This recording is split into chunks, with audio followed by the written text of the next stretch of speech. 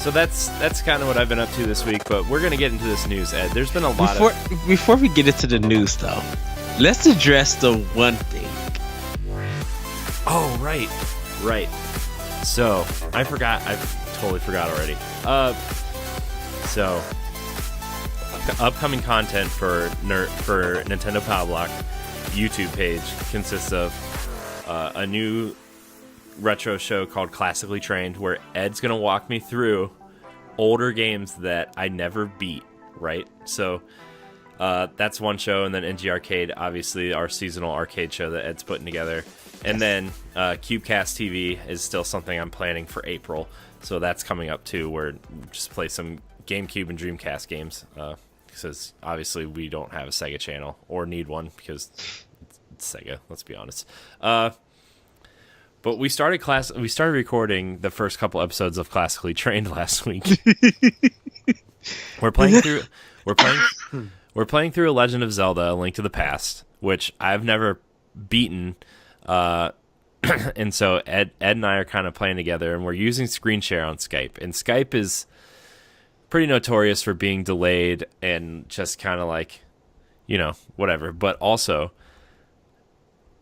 Ed's been walking me through it, and oh boy, man, I am really bad at retro games. Let me tell you, I am just not very and especially for a game that it's almost like an open world game where you kind of need to know where the landmarks are and stuff to know which dungeons to go to and everything. And it's like, I don't know anything about this world, man. My whole kind of thing about this world was like, okay, I've started A Link to the Past probably 20 times, and then I just put it down after I got into the castle. So I was like, you know what? I'm just going to play it later. I want to play other games. I got other stuff to do. Never finished it. Then I started A Link Between Worlds. I'm like, man, I should really go back and play A Link to the Past first. And so I started playing on 3DS a couple times. I'm like, no, I'm going to wait until I can record it. And so finally, 2 or 3 years after that idea, we finally started recording A Link to the Past. Ed, how am I doing? You're doing great. I don't know what kind of video game master I am. He's so mean. It's so comedic, but I've never. Okay, so to give you guys context, when I'm playing the game with friends, I pretty much don't say a lot unless me and Corey are pod and play, or we're having great discussions while we're playing, because then my mind is not focused on the game. But if I don't speak during the game where everybody else is talking, it's because I'm focused so much on the game and I listen. I have a tendency when I'm watching other people play that makes me want to play the game for them or play along with them. And because I'm not playing this game and I'm watching someone else play, it's the advice that I'm giving them, because of Skype also latency, it kind of be like, no, you need to follow this. It's like, it feels like he's not following what I say, or the person who's playing is not following what I'm saying. And it's just like, you put yourself in a bad position because you didn't follow my words. And while me and Corey's playing A Link to the Past, I'm trying to remember all of this off the top of my mind. Now, it's been years since I played this game. It's been years that Corey has played this game.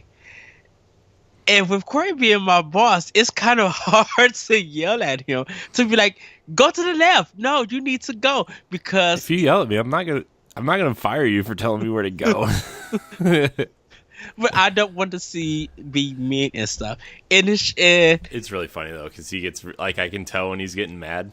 And I don't get mad in video games. At first I could tell when you were getting mad, and then I would just go do stuff to make you even more mad. Like when there's 3 or 4 enemies on the screen, and you're just like, go around them, and I literally just stopped to fight them just because you told me to go around them. And then you mess up and get killed, and be like, oh, and I was just like, you should have. And I was just like, did he do this? I don't even think of you doing it on purpose, because I was just so you could avoid this situation. Well, like I'm legitimately bad at this game, but like I know what the purpose of the show is, and to Yes. add a little comedic factor to it, I do some things on purpose, like stopping and fighting all the enemies, or sometimes like Ed will tell me to go up and I'll go down.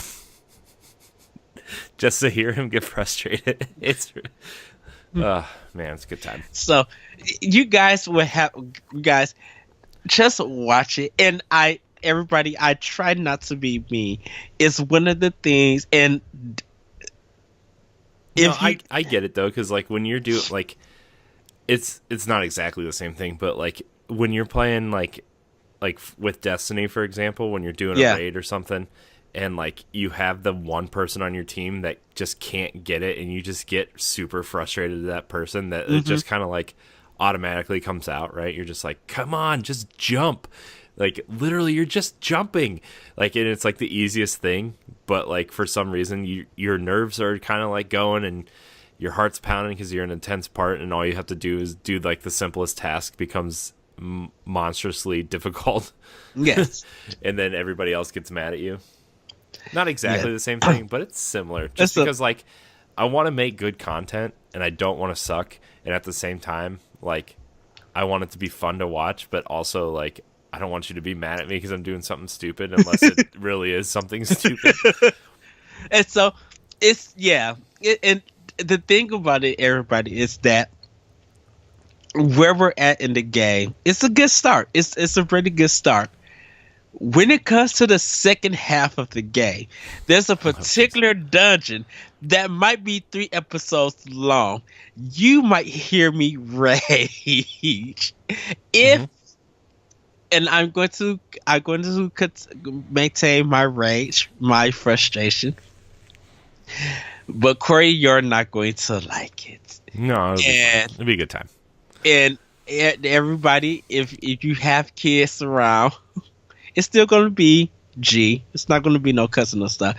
But you might be like, oh, if you have played The Legend of Zelda, and if you know a particular dungeon that I'm speaking about in the Dark World, be prepared for that episode.